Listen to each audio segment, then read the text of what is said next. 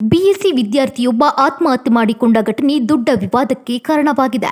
Police ಕಿರುಕುಳ ಹಾಗೂ ಲಂಚದ ಆರೋಪ ಕೇಳಿಬಂದಿದ್ದು, ವಿದ್ಯಾರ್ಥಿ ಸಂಘಟನೆಗಳು ಹಾಗೂ ಸಾರ್ವಜನಿಕರಿಂದ ತೀವ್ರ ಆಕ್ರೋಶ ವ್ಯಕ್ತವಾಗಿದೆ. ಆ ಕುರಿತು ಒಂದು ವರದಿ ಇಲ್ಲಿದೆ ನೋಡಿ. ಹೌದು, ಧಾರವಾಡದ ಗಿರಿನಗರದಲ್ಲಿ 20 ವರ್ಷದ ಆದಿತ್ಯ ಮ್ಯಾಗೇರಿ ಎಂಬ ವಿದ್ಯಾರ್ಥಿ ತನ್ನ ಮನೆಯಲ್ಲಿಯೇ ನೇಣು ಬಿಗಿದುಕೊಂಡು ಆತ್ಮಹತ್ಯೆ ಮಾಡಿಕೊಂಡಿದ್ದಾನೆ.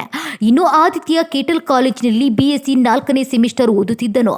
ತಾಯಿ ಮತ್ತು ತಂಗಿಯೊಂದಿಗೆ ಬಾಡಿಗೆ ಮನೆಯಲ್ಲಿ ವಾಸವಾಗಿದ್ದ ಈತನ ಮೂಲ ಊರು ಬಾಗಲಕೋಟೆ ಜಿಲ್ಲೆಯ ಬಾದಾಮಿ ತಾಲೂಕಿನ ಬೇಲೂರು ಗ್ರಾಮವಾಗಿದೆ.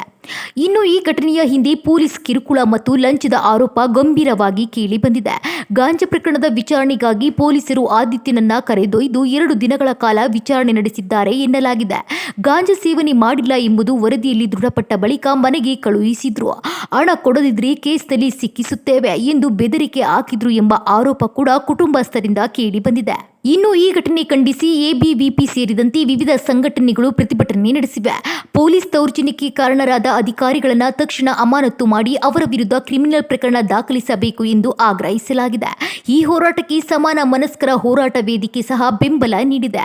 ಇನ್ನೊಂದೆಡೆ ಪ್ರಕರಣದ ಕುರಿತು ತನಿಖೆ ನಡೆಸಲು ಡಿಸಿಪಿ ನೇತೃತ್ವದಲ್ಲಿ ಸಮಿತಿ ರಚಿಸಲಾಗಿದೆ ಎಂದು ಹುಬ್ಬಳ್ಳಿ ಧಾರವಾಡ ಪೊಲೀಸರು ಕಮಿಷನರ್ ಎನ್ ಶಶಿಕುಮಾರ್ ತಿಳಿಸಿದ್ದಾರೆ.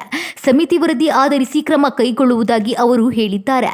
ವಿದ್ಯಾನಗರ ಪೊಲೀಸ್ ಠಾಣೆಯಲ್ಲಿ ಈ ಸಂಬಂಧ ಪ್ರಕರಣ ದಾಖಲಾಗಿದೆ. ಇನ್ನು ಪೊಲೀಸರ ಕಾರ್ಯಾಚರಣೆ ಹೆಸರಿನಲ್ಲಿ ಅಮಾಯಕ ಯುವಕರಿಗೆ ಮಾನಸಿಕ ಹಿಂಸೆ ನೀಡಲಾಗುತ್ತಿದೆ ಎಂಬ ಆರೋಪ ಸಾರ್ವಜನಿಕರಲ್ಲಿ ಆಕ್ರೋಶಕ್ಕೆ ಕಾರಣವಾಗಿದೆ.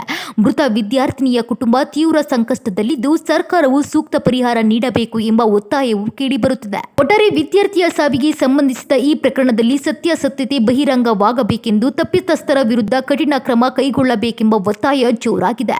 ವಿದ್ಯಾರ್ಥಿ ಆತ್ಮಹತ್ಯೆಯನ್ನು ಮಾಡಿಕೊಂಡಿದ್ದಾನೆ. ಅದರ ಕುರಿತು ಅವನಿಗೆ ನ್ಯಾಯವನ್ನು ಸಿಗಬೇಕು. ಅದರ ಜೊತೆಗೆ ಕೇವಲ ಒಬ್ಬ ವಿದ್ಯಾರ್ಥಿ ಅಲ್ಲ, ಇವತ್ತು ಹುಬ್ಬಳ್ಳಿ ಧಾರವಾಡದಲ್ಲಿ ಗಾಂಜಾ ಹಾಗೂ ಡ್ರಗ್ಸು ಎಲ್ಲೆಂದರಲ್ಲಿ ಬಹಳ ಸುಲಭವಾಗಿ ಸಿಗ್ತಾ ಇದೆ. ಪೊಲೀಸ್ ಇಲಾಖೆ ಹುಬ್ಬಳ್ಳಿ ಧಾರವಾಡದಲ್ಲಿ ಸಂಪೂರ್ಣವಾಗಿ ವಿಫಲವಾಗಿದೆ. ಇವತ್ತು ಕಾಲೇಜ್ ಕ್ಯಾಂಪಸ್ಗಳಲ್ಲಿ ಮತೀಯ ಚಟುವಟಿಕೆಗಳು ಹೆಚ್ಚಾಗಿದೆ. ಅದರ ಜೊತೆಗೆ ಡ್ರಗ್ಸ್ ಹಾಗೂ ಗಾಂಜಾದ ಹಾವಳಿ ಹುಬ್ಬಳ್ಳಿ ಧಾರವಾಡದಲ್ಲಿ ಬಹಳಷ್ಟು ಕಡೆ ನಡೀತಾ ಇದೆ. ವಿದ್ಯಾರ್ಥಿಗಳನ್ನು ಕೆಲವೊಂದಿಷ್ಟು ಯಾರು ಆ ಕಾರ್ಯಗಳಲ್ಲಿ ತೊಡಗಿದ್ದಾರೆ ಅವರ ವಿರುದ್ಧ ಸೂಕ್ತವಾದ ಕ್ರಮವನ್ನು ತೆಗೆದುಕೊಳ್ಬೇಕು.